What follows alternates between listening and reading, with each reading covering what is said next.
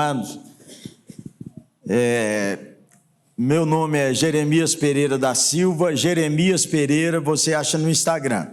Sou pastor da 8ª Igreja Presbiteriana em Belo Horizonte. Se você for a Belo Horizonte e não for a 8ª Igreja, você perdeu a viagem. Ponto 0. Ponto 1 em Belo Horizonte é a 8ª. Depois que você for a 8ª, aí vai ao Mercado Central. Sou casado 2 vezes, casei 17 anos, 6 meses e 2 semanas, com uma moça maravilhosa chamada Ana Maria. Geramos 3 filhos e o Senhor recolheu Ana Maria, vítima de um câncer, e nós ficamos aqueles 3 homens perdidos na vida por uns tempos. O tempo não cura nada. O único que consola a gente é o Espírito Santo e é um milagre. É um milagre. Só o tempo não cura. Tem gente lutada há mais de 10 anos, há mais de 20, até hoje não sarou. Só o Espírito Santo cura a gente. E Deus, na sua bondade, depois de nos curar de maneira tão miraculosa, e com aqueles 3 filhos, 16, 15, 14 e 9 anos, para fazer 10, no mês seguinte que a mãe faleceu. Então, um dia, o Ciro Pereira, meu caçula, disse assim: meu pai, o que vai ser desse menino? Um menino que vai fazer 10 anos e que não tem mais mãe, porque aqui, meu pai, acabou tudo. Naquela noite eu que não dormi. Eu passei a noite andando naquele apartamento que tudo era Ana Maria. Eu falei: Senhor, o senhor ouviu a conversa desse menino? Prestou atenção? O senhor ouviu o que ele falou? Ele falou que aqui acabou tudo. Ele podia ter ao menos falado: ainda bem que sobrou meu pai. O menino está sem pai e sem mãe. E o menino quer uma família. E o senhor está enrolado comigo porque eu não quero uma cuidadora. Eu nunca mais vou gostar de outra mulher. Então, Deus é assim, Deus sara a gente. E um dia, orando e adorando o Senhor com canções, eu ouvi no meu coração: você não ama mais Ana Maria. O que é isso? Você tem uma história de amor com Ana Maria, mas eu fechei a história. Menino, naquela semana, uma amiga de Ana Maria, amiga do coração, me visitou, marcou um horário comigo e disse: vim te dar um conselho. E não pedi conselho. Abri um livro, falou: esse é o livro da história do senhor e Ana. Deus fechou. Nele tem tudo. Tem viagem, tem filho, tem briga, tem amor, tem muita coisa linda aí, mas está fechado. Aí pegou outro livro e disse: o Senhor Jesus quer escrever outro livro. Você vai ou não vai, meu pastor? E chorou, segurando na minha mão, e disse: eu amei tanto Ana Maria, mas eu queria falar com o senhor. Escreva um novo livro, meu pastor. Ela saiu de lá, falei: Senhor, que essa mulher veio aqui me perturbar? Já não chega, porque quando eu fiquei viúvo, gente, eu me tornei o homem mais bonito do mundo. Eu saí na capa das revistas Os Homens Mais Lindos. Porque eu recebi proposta de mulher de 17, 19, 20, 22, 31, 34, 40, eu tinha 45, 50, 62. Eu estava bonito mesmo. Fui orar, menino. Passado mais umas semanas, eu tinha decidido ir levando de novo, devagarzinho. Chego lá na 8ª igreja, tinha uma moça que trabalhava lá há mais de 6 anos. Eu nunca tinha visto aquela mulher lá. Quando cheguei lá, olhei a mulher, achei a mulher bonita, eu falei, eu estou carente demais. Veja essa mulher aqui direto. Bom, resumo da história, casei com Claudinha Maria, que por causa de um divórcio tão doloroso, veio a conhecer a Cristo e já tinha uma filha, minha filha Rúbia Mara. Então nós misturamos essa tribo. 3 de um de outro. Aí cada um tem 2 sogros, 2 sogras, é sogro e sogra. Nós brigamos, menino, nós brigamos muito, mas brigamos. Até consertar aquela turma, mais ou menos. Aí Claudinha já tinha chegado aos 41 anos, e aí nós não tivemos filhos entre nós. Mas Deus que restaura a nossa alma. Olha, nós já fizemos 23 anos de casado. Louvado seja nosso Senhor Jesus Cristo. Então assim vamos, com o Senhor nos dando as porções da sua bondade cada dia. Amém? Vamos orar para o Senhor sarar seu coração? Vamos orar. Você online, você presente, você que está vendo depois, fala com o Senhor. Senhor, há dores, há corações sentindo que nem consegue mais falar, porque muitos já não têm mais paciência de ouvir. E outros, Senhor, estão com o coração machucando todo dia, como se tivesse um espinho furando todo dia. E outros, Senhor, quando estão começando a melhorar, chega um que fala e parece que abre tudo de novo. Senhor, concede à tua filha, ao teu filho, o milagre da consolação, do descanso e do contentamento. Esse momento é o melhor momento que o Senhor escolheu para a história de cada um de nós. Celebramos tua bondade, em nome de Jesus. Amém. Não continue arrancando casca e machucando seu próprio coração, tá bom? Converse melhor com você mesmo. E vamos ligar a Bíblia e ler a Bíblia no livro de Jonas.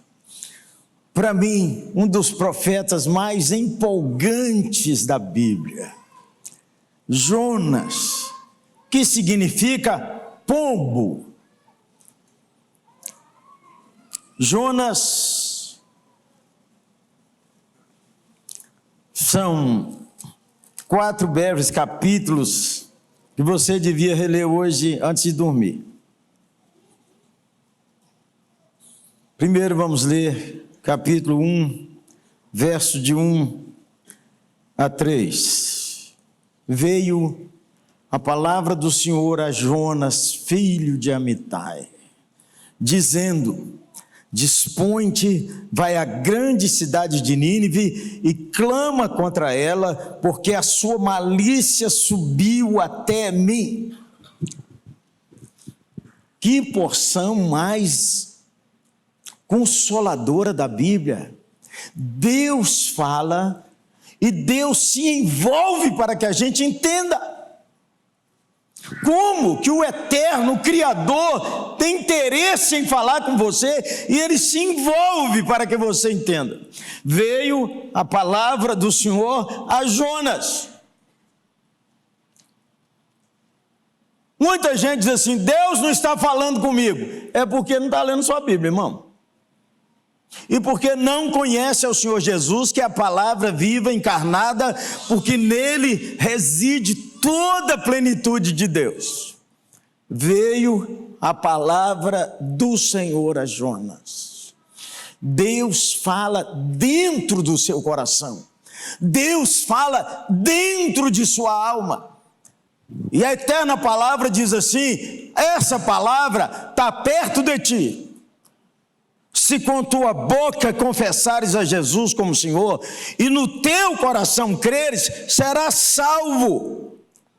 Presta atenção, a salvação depende de crer em Jesus, que morreu e ressuscitou, vive e voltará, e afirmar diante de alguém que você crê nele.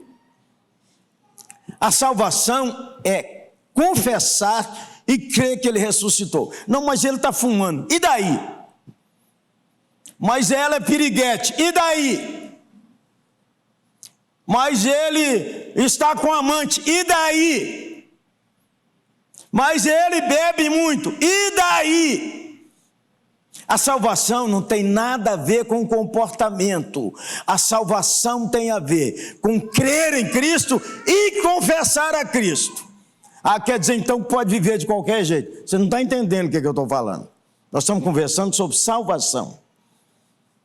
Você se lembra que o primeiro irmão que o Senhor Jesus falou sobre ele foi aquele que estava ao lado dele na cruz?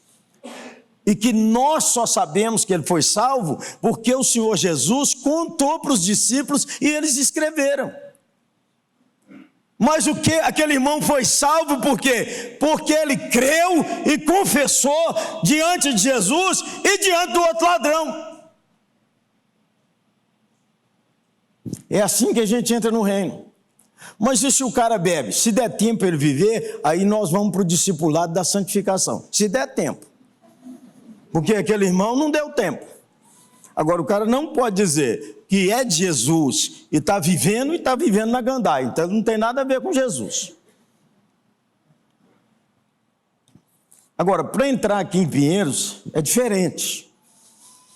Você só entra aqui em Pinheiros, na IPP Pinheiros, se você confessar Jesus e crer. Mas tem o caminho para entrar aqui, não é não? Como é que chama? Os primeiros passos? Catecúmenos? Hein?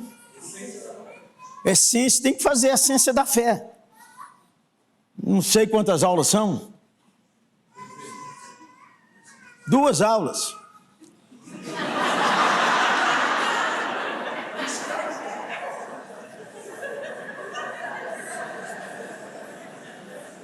Bem, para entrar aqui em Pinheiros, você tem que ler o código.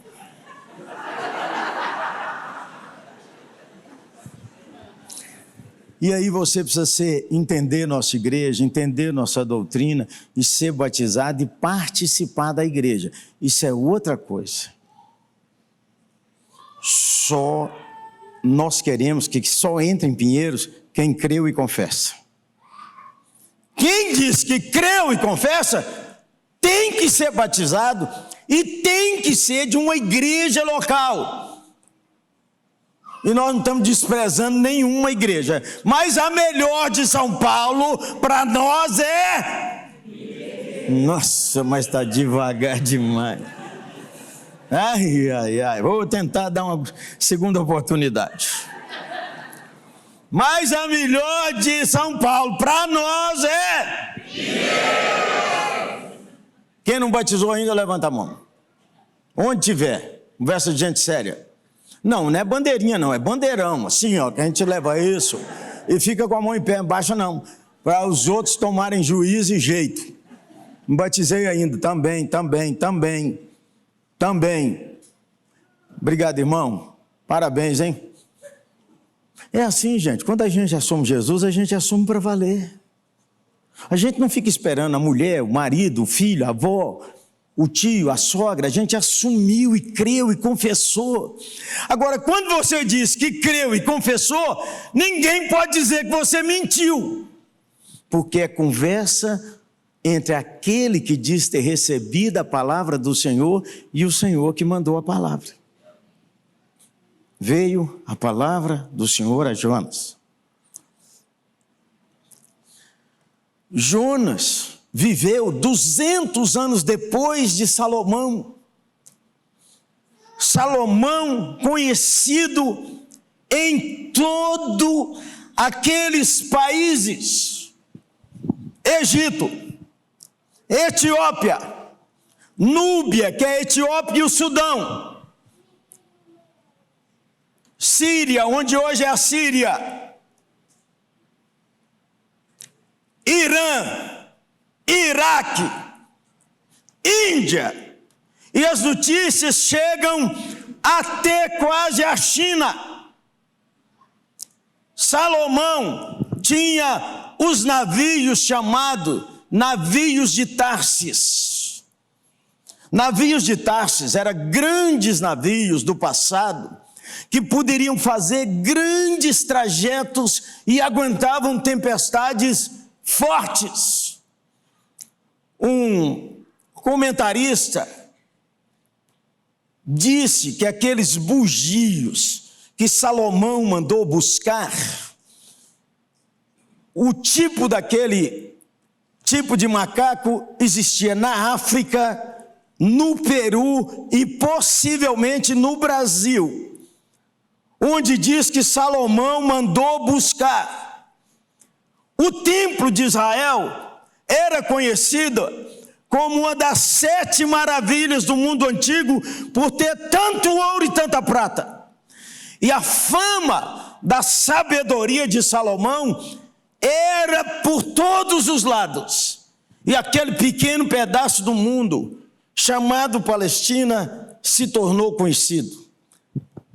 O Deus de Israel era o único povo monoteísta. Todos os outros povos daqueles dias tinham um panteão de deuses. Era o Deus da música, era o Deus do vinho, era o Deus da guerra, era o Deus da chuva, era o Deus da colheita, era o Deus da safra, era o Deus desta ou daquela plantação, era o Deus do sexo, era o Deus da fertilidade. Em todos os lugares, depois de erigir o templo de Salomão, Salomão corrompeu seu coração e colocou em Jerusalém um templo à deusa Estar, deusa dos sidônios, deusa dos assírios, onde Nínive é a capital.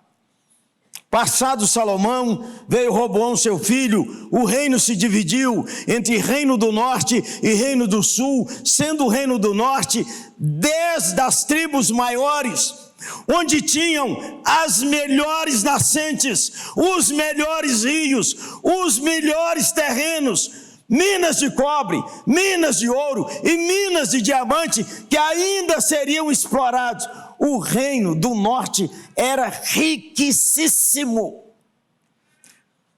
Mas quando o reino se dividiu, Jeroboão I colocou um ídolo em Dan, em Betel, e colocou outro ídolo lá na ponta em Dan, e disse para as 10 tribos: estes são seus deuses, com medo do povo seguir e adorar em Jerusalém, embora Jerusalém já estava corrompida na sua teologia e na sua fé. Passado 200 anos, Deus manda Jonas. Diz 1 de Reis, capítulo 14, verso 25, Deus manda Jonas dar uma palavra dele de bênção para Jeroboão II.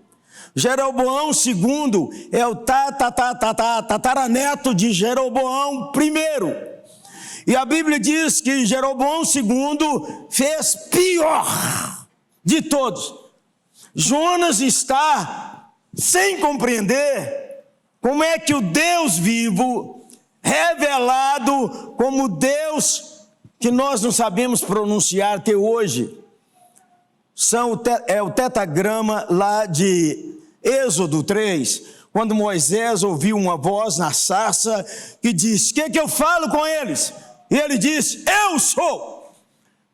Foi traduzido como Javé ou Jeová, mas o som do eu sou o autoexistente, eu sou o que é de eternidade a eternidade, eu sou o onipotente, eu sou o onisciente, o eu sou é o Deus vivo e verdadeiro, que ele foi revelado na pessoa de Jesus de Nazaré. Esse eu sou, é quando você conhece Jesus, você conhece o eu sou da sarça, porque Jesus diz, eu sou.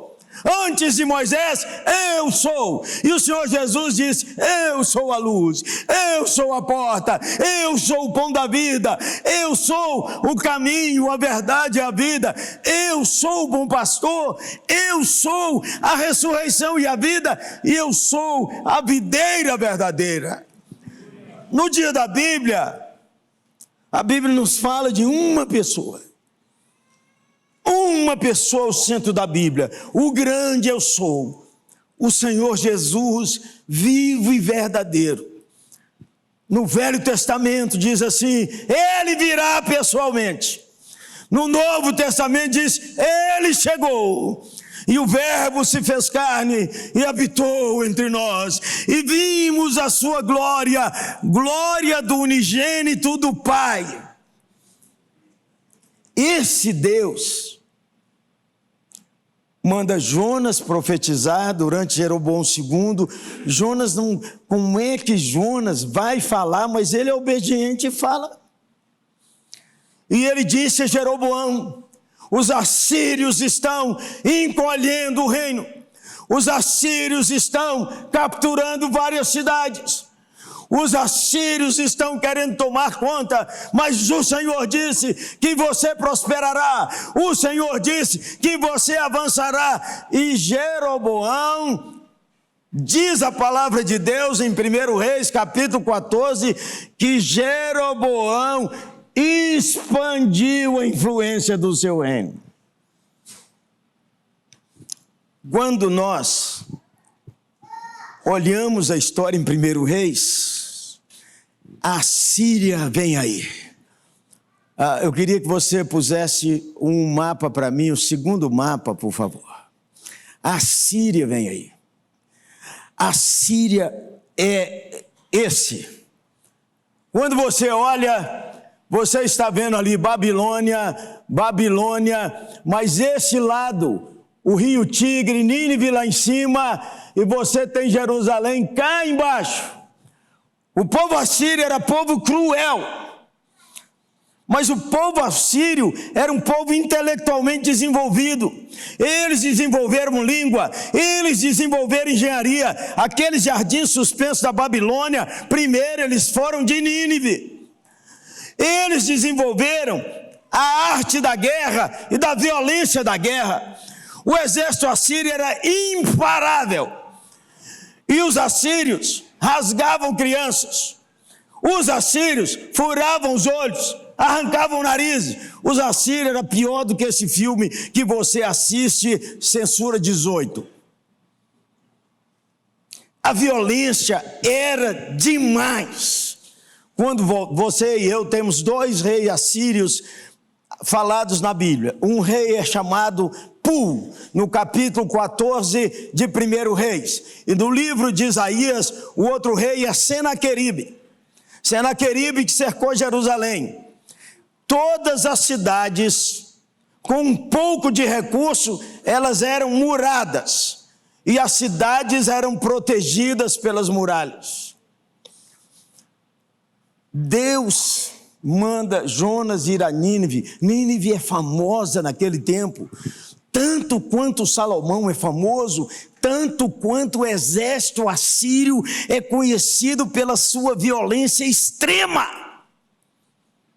O exército assírio, quando voltava e o rei entrava com seus cativos em Nínive, era para sangrar e degolar as pessoas na frente da sua população, para governar pelo terror.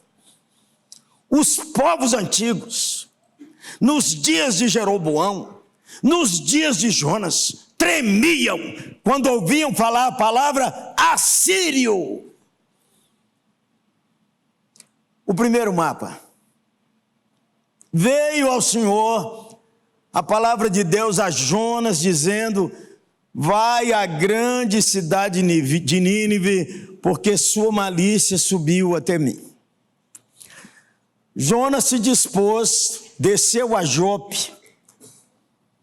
De Bet-Refer, onde Jonas nasceu e morava, a Jope, são 80 quilômetros.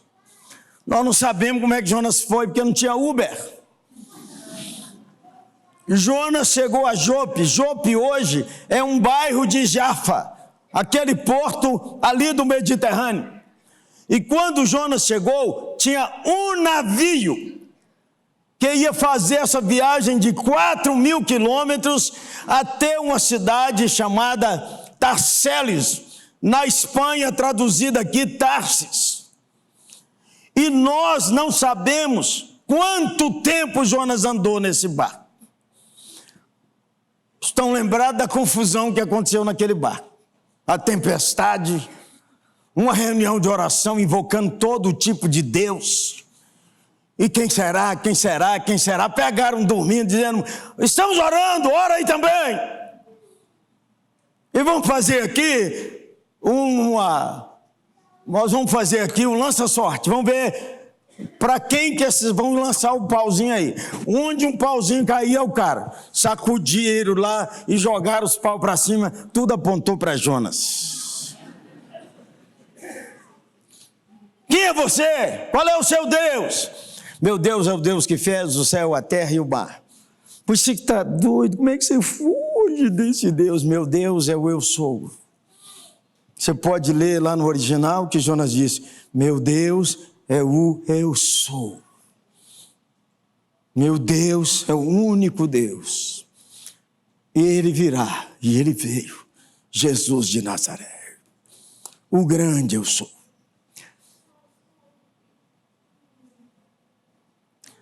Deus mandou uma condução para Jonas. Vai de navio, volta de submarino. Quando eles jogaram Jonas fora, parecia controle remoto. Acabou a tempestade. Jonas, eu não sei se Jonas ainda estava no ar. As ondas daquela altura. E o peixe pegou Jonas. A história de Jonas não é sobre Jonas e o peixe.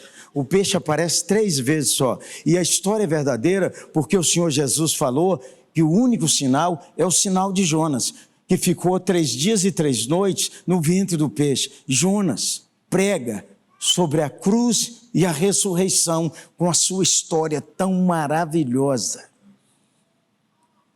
Jonas é profeta menor por causa do tamanho do livro. Então, o peixe engoliu Jonas. E deu tempo ainda, antes de morrer, orar. No capítulo 2, Deus diz assim, Jonas diz assim, o que eu votei, pagarei. Mas se você ler o livro de Jonas, não tem um voto. Mas Israel era famosa pelas suas escolas de profetas. A primeira foi de Samuel. Elias também teve, Eliseu também teve, e eles participaram. Nós não sabemos em qual escola de profeta Jonas foi, mas quando ele assumia a profecia, o profeta fazia 3 votos: eu te amarei e te obedecerei. O segundo, eu te servirei. E o terceiro, eu morrerei por ti. Esses eram os votos do profeta: te obedecerei, servirei e morrerei por ti. O que votei, pagarei. Jonas tinha quebrado o primeiro voto. Ele não obedeceu o Senhor. E o peixe devolveu Jonas. Aí tem muita gente que fala, Jonas caiu na praia de Nínive. Põe aquele outro mapa para mim lá, por favor. Não pode. Nínive está na beira do rio Tigre, não tem praia. E se o peixe lançou Jonas de Jope a Nínive, são 800 quilômetros. Isso não é um lançamento, é um míssil.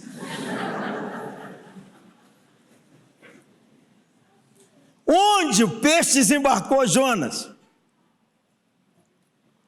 Se ele desembarcou Jonas, ali, olha, na Síria, ou lá em Carquemes, de lá a Nínive, são 200 quilômetros. Pausa. Jonas usou o dinheiro de Deus para desobedecer a Deus. Pegou um navio para fugir do seu comissionamento. Pare de usar o dinheiro de Deus para pecar. Dei meu dízimo e minha oferta, o resto é meu. Não, senhor, não, senhora, tudo é de Deus. Onde é que Jonas ganhou dinheiro? Não tem ideia. Mas Jonas, a passagem era cara, o tanto que Jonas vai viajar. E Deus, se Deus devolveu ele em Jope, de Jope a Nínive, são 800 quilômetros, neném, se vira. Usou o dinheiro para desobedecer, usa para obedecer. O custo da desobediência é muito caro. Homens e mulheres que desobedecem a Deus casados já tiveram que enfrentar a gravidez da amante. Jonas, orando no ventre do peixe, disse: eu te obedecerei. Nós não sabemos como Jonas chegou. Agora vamos ao capítulo 3 de Jonas. Lá, capítulo 3 de Jonas. Verso de número 10, 9 do verso do capítulo 2 diz: com a voz do agradecimento eu te oferecerei sacrifício. O que votei, eu pagarei. Ao Senhor pertence o livramento, a salvação, a restauração de tudo. Falou, pois, o Senhor ao peixe, e esse vomitou a Jonas na terra. Muita gente lê a terra como lá em Nínive. Não foi, viu, neném? Não tem mar.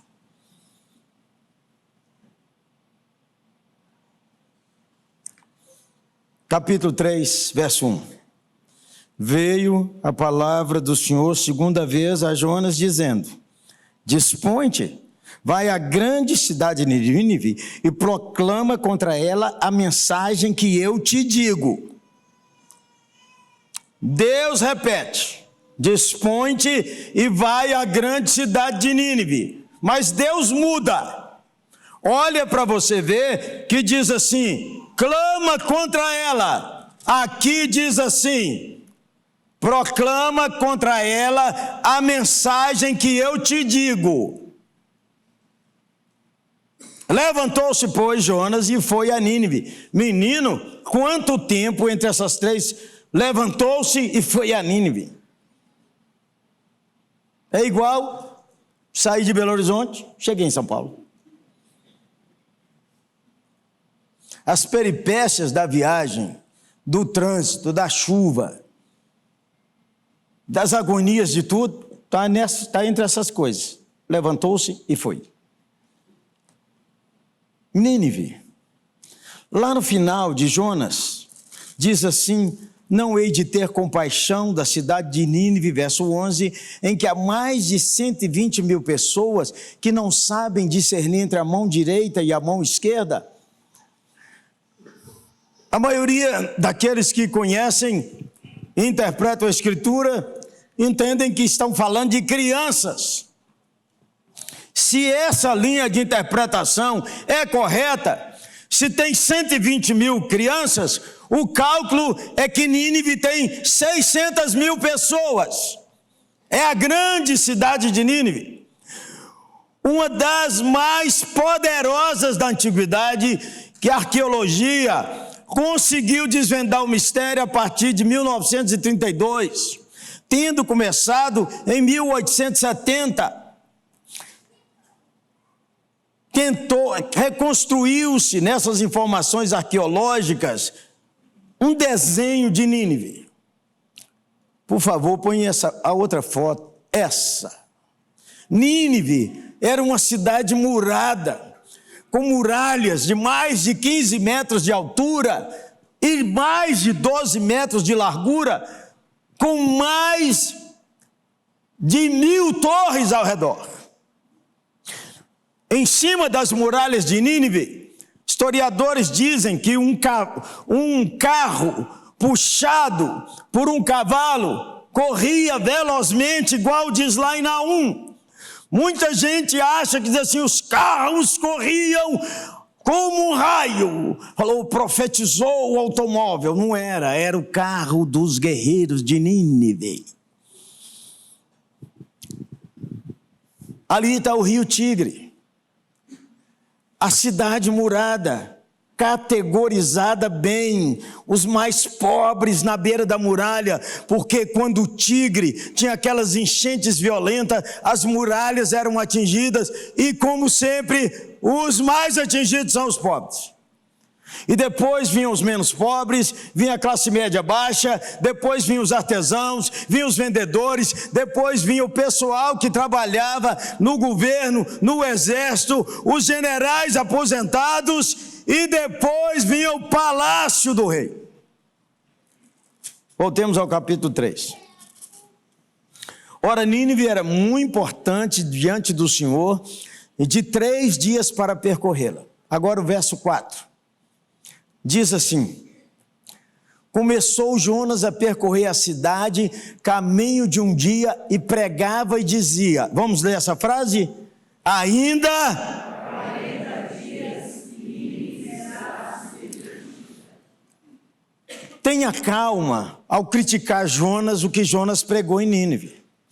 O Senhor disse a Jonas, você vai falar o que eu estou te dizendo. A mensagem que Deus deu para Jonas, em Jonas 3, é uma: anda nessa cidade e diga, 40 dias e vai acabar, 40 e vai acabar, 40 e vai acabar, 40 e vai acabar, 40 dias, morre todo mundo. Como é que será que Jonas pregou, hein, menino? Porque Jonas começou a pregar aqui na beira da cidade, por mais pobre. Eu já preguei em vários tons. 40 dias! Ou então Jonas andando e vai, 40 dias. 40 dias. 40 dias! Vai acabar tudo! Jonas não chamou ao arrependimento, Jonas não chamou para reconciliar, para crer no eu sou, Jonas não disse nada. O que está acontecendo em Nínive? A língua comum daquela época era o acádio. O acadiano era falado em todo lugar. Do acadiano veio a língua hebraica. E aquele profeta que vem lá, de onde Salomão era o poderoso, com esse sotaque horroroso. O exército da Síria era o mais poderoso daquele tempo. Os correios da Síria são estudados até hoje como excelência. Esse cara é doido. Há 5 dias daqui não tem um exército. Há 10 dias daqui não tem um exército. Não há país nenhum que possa ameaçar Nínive. E o cara está andando aqui dizendo, 40.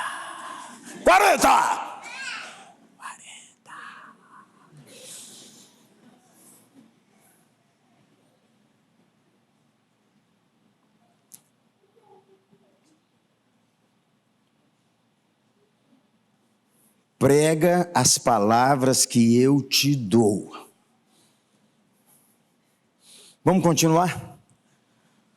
Verso 5. Os ninivitas creram em Deus, proclamaram jejum, vestiram-se de panos de saco, desde o maior até o menor. Chegou essa notícia ao rei de Nínive. Ele se levantou do seu trono, tirou de si as vestes reais, cobriu-se de pano de saco e assentou-se sobre a cinza, e fez-se proclamar e divulgar um jejum. Por mandato do rei, seus grandes, nem homens, nem animais, nem bois, nem ovelhas provem coisa alguma, nem os levem ao pasto, nem bebam água.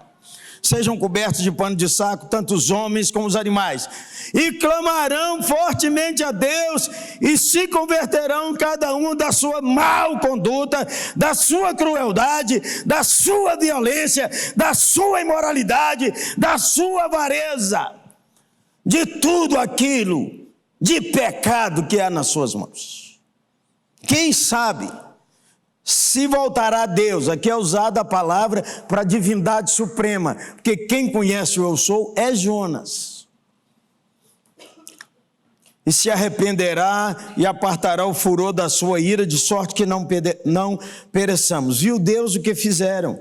Como se converteram do seu mau caminho, e Deus se arrependeu do mal que tinha dito que lhes faria e não fez. Agora vamos olhar aqui no 4, 1 e 2. Com isso, desgostou-se Jonas e ficou extremamente irado. Agora, observa essa conversa e essa oração de Jonas. E orou ao Senhor e disse: Ah, Senhor, não foi isso que eu disse, estando ainda na minha terra? Por isso eu me adiantei, fugindo para Tarso, pois eu sabia que o Senhor é Deus clemente, misericordioso, tardio em irar-se, grande em benignidade, e te arrependes do mal. 3 vezes aparece essa palavra, Deus se arrependeu. Mas o Deus de Israel, o grande eu sou, é conhecido em todo lugar, que o que ele falou, ele há de cumprir. Ele não se arrepende. Ele não é homem para que se arrependa. Por que que diz arrependeu-se? É, numa ciência chamada hermenêutica, o que chamamos de antropopatismo, que é atribuir emoções humanas ao eterno. Tem outra figura que nós também conhecemos, chamado antropomorfismo, que é atribuir semelhança humana ao eterno. Por exemplo, a mão de Deus está sobre mim. Os pés do Senhor andam sobre a terra. O Senhor recebeu e aspirou com um aroma suave. O Senhor se inclina e desce os seus ouvidos para ouvir os homens. É claro que Deus é um Espírito eterno, perfeito, não tem orelha, não tem nariz, não tem mão, não tem olho. Os olhos do Senhor estão por toda parte. Isso é uma figura de linguagem, antropomorfismo, porque como nós não entendemos o eterno, como nós só conhecemos coisa aqui de baixo, a gente tenta explicar usando palavras nossas. Dentro do conceito de eternidade nós não penetramos. Então, dentro do que Deus é e pode, Jonas e o autor disse: Deus se arrependeu. É porque nós não conseguimos penetrar a mente de Deus. Quem foi o seu conselheiro? A Bíblia é uma palavra eterna. Mesmo que você saiba de cor, você precisa ler e ouvir, porque Deus fala de novo e mais. Por que que Jonas foi para Tarso? Por causa dessa oração. Jonas é obediente. Jonas é Pedro do Velho Testamento. Jonas é aquele que diz: eu te amo, Senhor. Então vai falar com Jeroboão agora. Eu te amo, Senhor. Vai falar com Nínive. Vai falar com os assírios. E Jonas falou com o Senhor lá em Bet-Éfer, onde ele nasceu e morava. Falou: Senhor, eu não vou não. Sabe por quê? Eu sei quem é o Senhor. Não vou não. Senhor, o Senhor é misericordioso. O Senhor é bondoso. O Senhor é benigno. E o Senhor não pode ver um coração quebrantado. Quando o Senhor vê um coração quebrantado, o Senhor derrete. Vou não. Por isso eu me adiantei. Por isso eu fui. Senhor, ia passar vergonha o Senhor e eu. Como é que eu falo que Deus não muda e o Senhor vai mudar? Eu conheço o Senhor. Quando você lê o livro de Jonas, se você não chorar emocionado, você não entendeu o livro. O livro de Jonas termina com uma interrogação.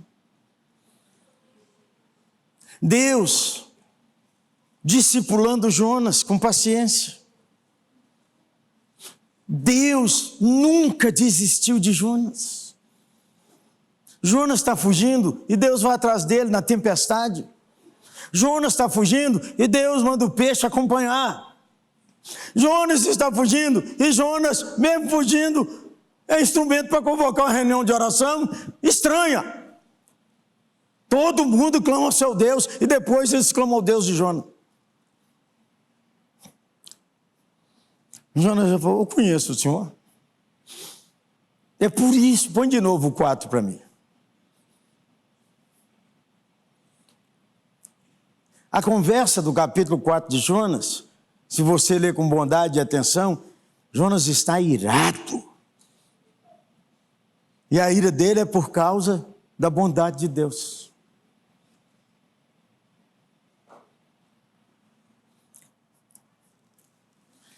Falamos do avivamento de Jonas, de Nínive, que Jonas não gostou.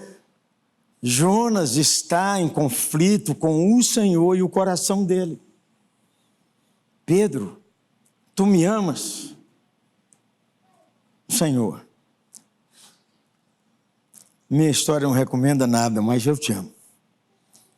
Pedro, tu me amas? Senhor. Pedro, tu me amas, Senhor. O Senhor sabe de tudo, mas mesmo sendo do jeito que eu sou, eu te amo. Simão, eu sei disso. Deus conhece o coração de Jonas. E Deus não desistiu de Jonas.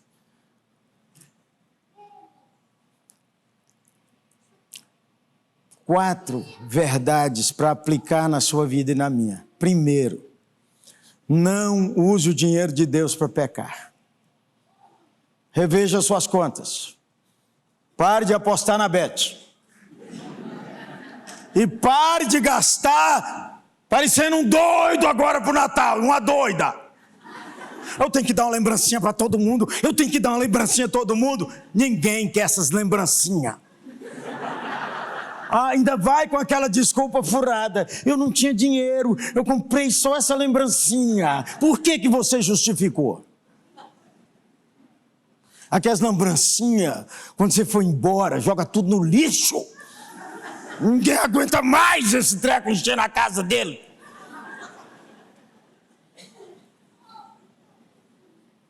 É melhor fazer um bolo e levar um bolo gostoso. Até o menino gostou.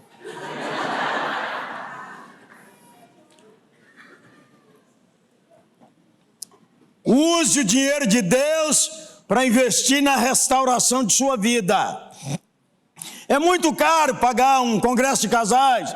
É muito caro mandar adolescentes para acampamento. É muito caro investir em construção. É muito caro plantar novas igrejas. Mas para gastar na desobediência não é caro, não.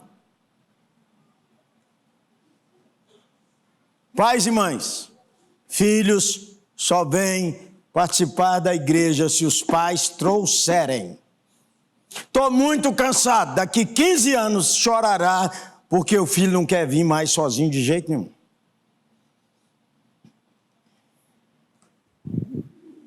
Terceira, Deus, aproveite a oportunidade que Deus renovou para a sua vida. Veio segunda vez a palavra de Jonas. Enquanto você está vivo, Deus está renovando a oportunidade. Enquanto você está vivo, Deus está dizendo: ei, hoje é o dia da salvação. Hoje, o escritor de Hebreus, tão angustiado estava, que ele disse assim: é agora que você precisa reconciliar com Deus. Aproveite as novas oportunidades para reconciliar. Veio a Jonas segunda vez a palavra do Senhor. Aproveite para abraçar enquanto pode. Sou pastor da mesma igreja há 42 anos. Já vi de quase tudo. E já acompanhei famílias que a filha era tão perversa com a mãe, que o dia que a mãe morreu, ela deitou em cima do corpo da mãe e chorava. Oh, mamãe! E eu, pastor, que ia fazer o culto, pequei, olhando para ela e dizendo: sua falsa, sai daí! Eu ainda ia pregar, e eu pensando aquilo daquela moça. Aproveite a segunda oportunidade para abraçar hoje, para pedir desculpas, para parar de acusar sua mulher quando é você que não deu certo, para parar de acusar o seu marido, para você tirar de dentro de sua alma essa imagem que você construiu de um homem que não é o seu marido é esse aí, ó. É o jaburu, esse aí. Isso, a mulher, essa doida mesmo. Aproveite a segunda oportunidade. Aproveite hoje para voltar à comunhão da igreja. Aproveite. Nós nem sabemos qual é o deadline, qual é a última hora, qual é a hora que Deus vai falar assim, vamos embora, Jeremias. E eu tenho orado, me ajuda a orar. Senhor, se eu for provocar algum escândalo, aperta meu botão. Cai o microfone, você só pega o pacote. E quando Deus encerra a vida da gente, tem alegria você que perdeu. Oh, pastor, isso é um escândalo o senhor falar isso. Ou então não crê na doutrina da salvação. Não tem luto não. Ué, eu não estou falando como é que eu andei. E eu contei uma pílula, uma gota de um oceano de dor. Aproveite, abraça hoje, pede perdão hoje, prega hoje. Quinta, né? Terceira ou quarta? Não use dinheiro de Deus para pecar. Vou falar de novo, não endoide essa semana. Não endoida na semana do Natal. Eu tenho que comprar um panetone para não sei quem. Eu tenho que comprar outro. Aquele horror! 4 horas na fila. E aí vira dizendo, tá vendo? É assim, diz que o Brasil não tem dinheiro. Esse povo todo na fila e você está lá também, liguarudo.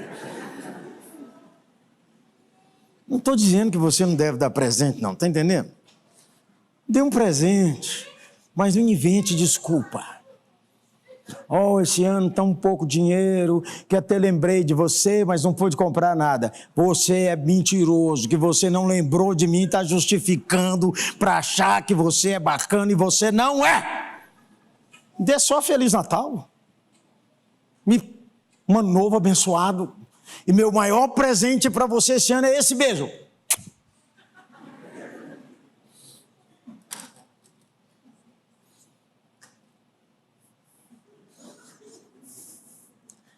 Quinto, abre a boca, Deus te usará.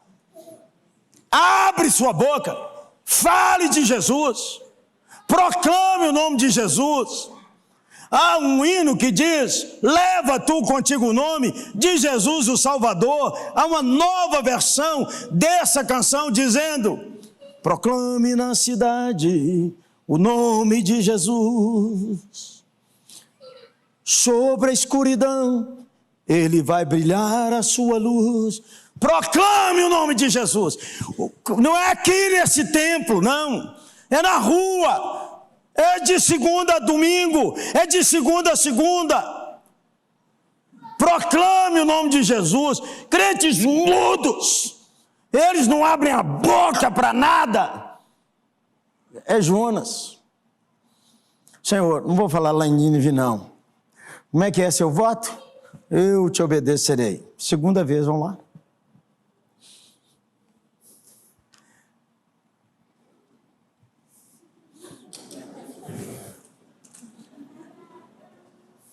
Jonas abriu a boca e Deus começou a tocar os mais pobres. Há um choro e um jejum nos mais pobres. E a cidade começa a se comover, porque aí o temor do Senhor caiu na cidade. E diz a palavra do Senhor, lá no capítulo 4, verso 5, então Jonas saiu da cidade e assentou-se ao oriente da mesma, ali fez uma ramada, repousou debaixo dela à sombra até ver o que aconteceria à cidade. Põe a foto da cidade para mim. Jonas atravessou para o outro lado do tigre. Sentou lá debaixo da sombra. Eu não sei se os ninivitas estão contando, mas Jonas...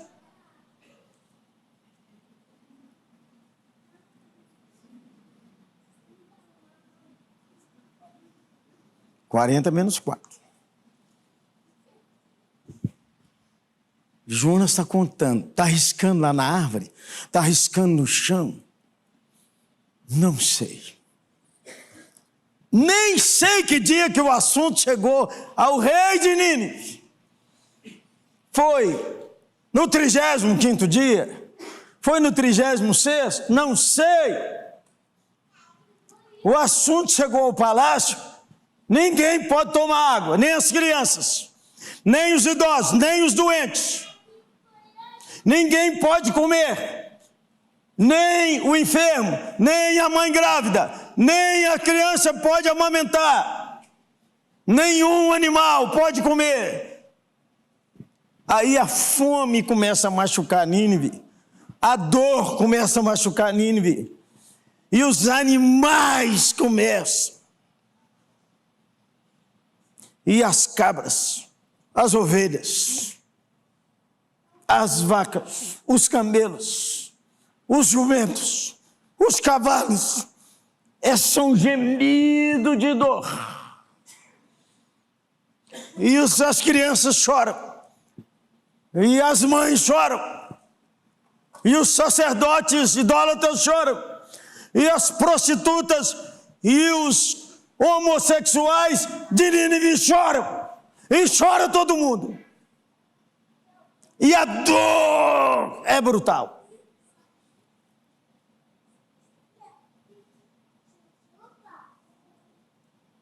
E amanhã,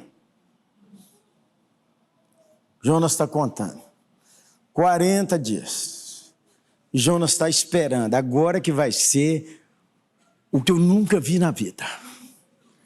Isso aqui, menino, vai ser uma implosão brutal. E eu vou estar aqui em pé para aplaudir, porque agindo eu, quem impedirá? 40 nada. Ué. Passou os 40. Nínive era famosa pelos seus matemáticos e comerciantes. A antiga calculadora chamada ábaco era usada intensamente em Nínive para o comércio. 40 dias não caiu nada. A cidade está em pé. Há um choro, uma reconciliação. Jonas está revoltado porque ele é falso profeta. Como é que o Deus eu sou não faz? Mas ele não é falso profeta, porque ele conhece o Senhor. Ele disse, é isso que eu falei? Para que eu fui abrir essa minha boca? É você que acha que certos ministros do STF não merecem sua oração, é porque você é idólatra, você vê seu umbigo, você não conhece o Senhor Jesus. Porque o Senhor Jesus ama o pecador, a começar de você e eu.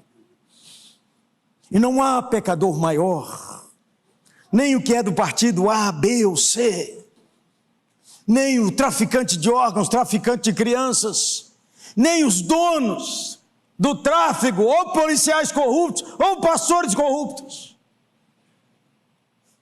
Quando o povo de Deus abre a boca, Deus derrama graça.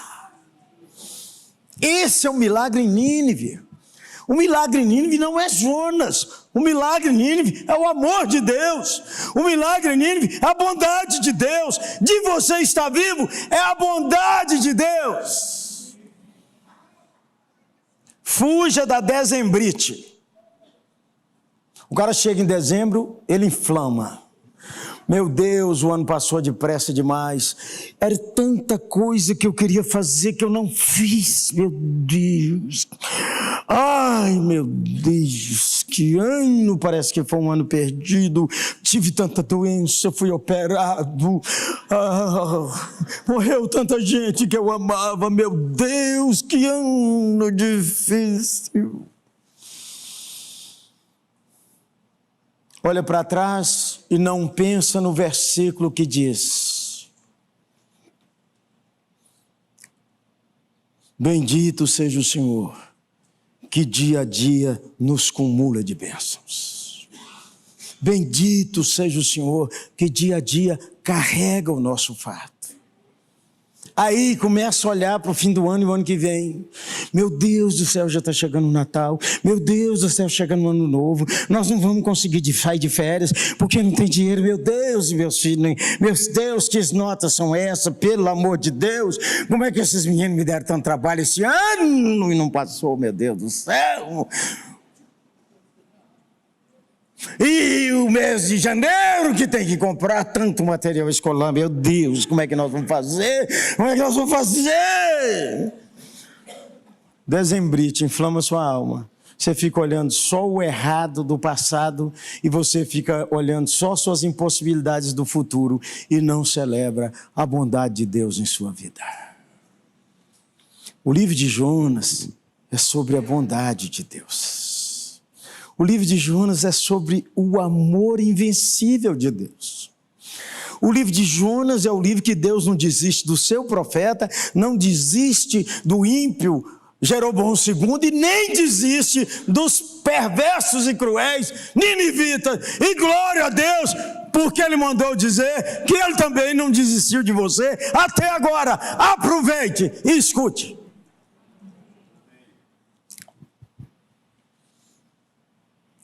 Por que eu emociono com Jonas? Sabe por quê? Porque Jonas que contou essa história para alguém escreveu, ele escreveu. Jonas rasgou o coração dele. Jonas não é fingido, Jonas não é falso. Jonas conta tudo, suas emoções mais cruas. E como é que o discipulado do amor de Deus transformou seu coração?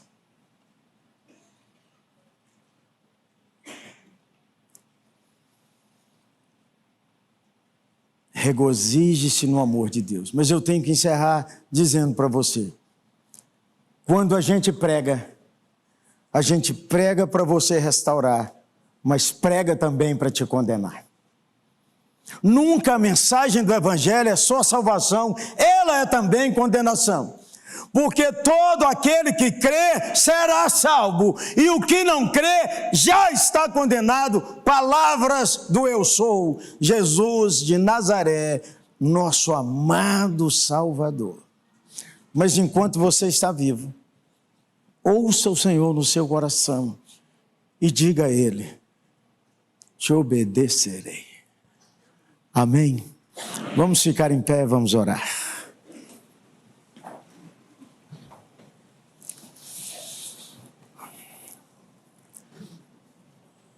Queria convidar você para fazer, se tiver liberdade.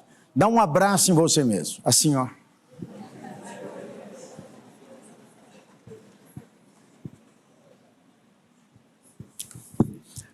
Você anda tão brigado com você que não consegue perceber esse abraço. E quando a gente está brigado com a gente acha muito defeito em muita gente. Em igreja, na Bíblia, em Deus, nos ninivitas. Mas ainda bem, Deus está esperando que você abra a boca em gratidão, Jonas. Eu conheço o Senhor.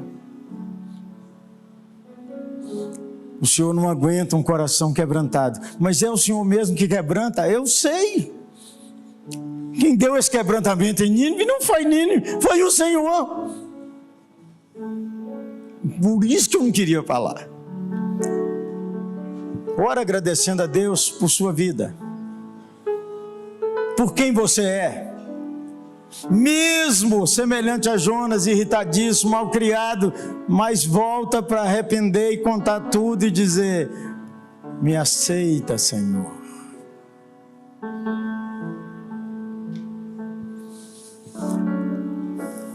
Povo de Deus online e presencial. Agora, queria convidar para você abrir sua boca nessa semana e falar o nome de Jesus. Quem aqui tem um bom costume de falar assim: Deus te abençoe? Levanta a mão. Fala com as pessoas: Deus te abençoe, Deus te abençoe. Posso dar uma ideia? Nunca mais fale isso. Quando você diz Deus te abençoe, você deixa quem te escuta decidir quem é Deus. Ah, eu creio nessa força. Eu sei que eu tenho uma luz. É Benedito, é Antônio, é Dona Conceição, Dona Maria.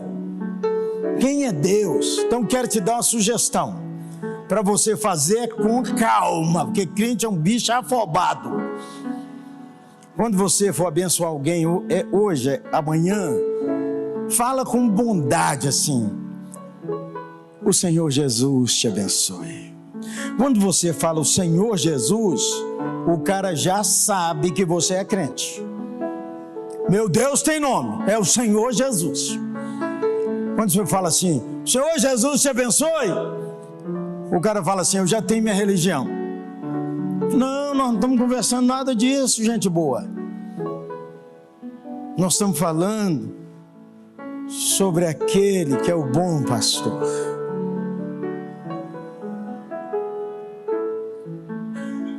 Experimente cantar na rua. Experimente. O povo canta o funk, por que você não pode cantar? Claudinha e eu fomos ao Rio, levaram nós dois e entraram com ela numa loja de sapato. Não sei porque mulher dá tão certo com loja de sapato. Eu falei: eu espero aqui, deixa comigo. Fiquei 1h30 do lado de fora, de vez em quando ia lá olhar e experimentar. E é um perigo quando a mulher pergunta: gostou? Fiquei lá em pé, do lado de fora do shopping, cantando: porque Ele vive, posso crer. Aí, povo passando. Aí passou uma senhora, daí um tempo, eu dando: porque Ele vive. Ela continuou: posso crer no amanhã. Continuei cantando: porque Ele vive, temor não há. Passou um outro e disse: paz do Senhor, meu irmão, paz do Senhor. Estou eu lá do lado de fora. Continuei cantando: pois eu bem sei. Aí encostou alguém e falou comigo assim: eu ouvi esse hino, eu estou desviado, eu já cantei esse hino na igreja. O senhor pode orar por mim? Agora mesmo. Não precisa fechar o olho não, o olho aberto mesmo. Continuei cantando. Daí a pouco uma pessoa chegou e disse assim: o senhor é pastor? Eu falei: eu sou irmão. Eu disse: é porque eu fui criado na igreja, nunca entreguei minha vida a Jesus. Eu estou ouvindo o senhor cantar e eu senti vontade de pedir um pastor para pôr a mão na minha cabeça para me aceitar Jesus. Eu falei: sou pastor, vamos orar.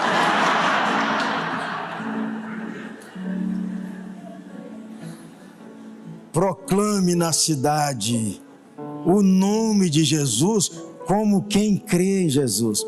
Jonas, vai a Nínive e fala a mensagem que eu te dou. A igreja não tem direito de mudar a mensagem do Evangelho. Levante suas duas mãos para a gente orar e pedir graça ao Senhor por todos nós. Senhor, nós te agradecemos por nosso irmão Jonas. Como o Senhor amou de tal maneira esse nosso irmão. E como o Senhor, através desse livro, mostra o quanto o Senhor ama o pecador, o quanto o Senhor se dá por ele.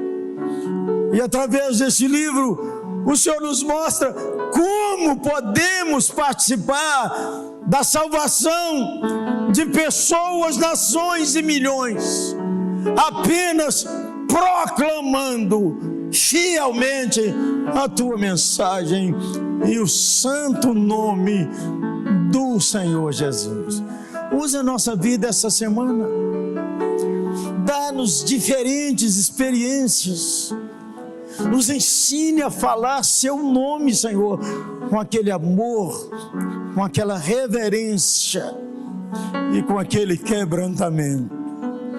Assim oramos para o Senhor quebrantar nossa família e quebrantar nossa São Paulo e quebrantar o nosso Brasil. Em nome de Jesus, amém e amém. Deus abençoe os irmãos.